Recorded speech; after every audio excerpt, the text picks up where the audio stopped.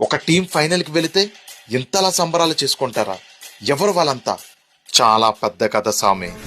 18 ఏళ్లుగా గెలవకపోయిన ఒక్క అడుగు కూడా వెనక్కి వెయ్యని రాజు కథ. అతని రాజ్యం కథ. దెబ్బ మీద దెబ్బ పడుతున్నా పడకుండా నిలబడిన అభిమానుల కథ. ఇది ఆర్సీబీ కథ. గెలిస్తే అభిమానులు పెరుగుతూనే ఉంటారు. గెలవకపోయినా ఈ రాజ్యం పెరుగుతూనే వచ్చింది తప్ప ఒక్క అభిమాని కూడా తగ్గలేదు. 18 ఏళ్ల నుంచి ఎదురు చూసిన కళ. ఆ కళ నెరవేరాలంటే 9 జట్లను దాటాలా? దానికొక సైన్యం కావాలా?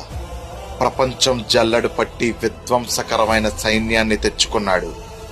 బ్యాటింగ్, బౌలింగ్, ఫీల్డింగ్ ఇలా అన్నిటిలోని దడ పుట్టించే వారిని తెచ్చాడు. ఇది సాధారణ జట్టు కాదు. ప్రతి శత్రువు గడ్డపై వెళ్లి గర్జించి గెలిచిన జట్టు.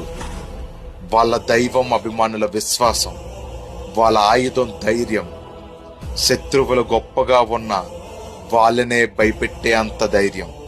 రేయి పగళ్ళు కావలి కాసి అంతిమ యుద్ధానికి చేరుకున్నారు. ఇక వాళ్ళ లక్ష్యం ఒక్కటే, ట్రోఫీ గెలవడం. ఆ రోజు 18 ఏళ్లుగా ఆకలితో ఉన్న సింహానికి వేట దొరికితే ఎలా ఉంటుందో అలా ఉంటది ఆ రోజు వాళ్ళ ఆట. అది ఫైనల్ కాదు, ఫైనల్ ఆన్సర్ ఇచ్చే రోజు. ఒక సామ్రాజ్యానికి రాజ్యాభిషేకం చేసే రోజు. చరిత్రను తిరగరాసే రోజు. మీలో ఎంతమంది ఆర్సీబీ ఈసారి కప్పు గెలుస్తుంది అనుకుంటున్నారు? కామెంట్ చేసి చెప్పండి.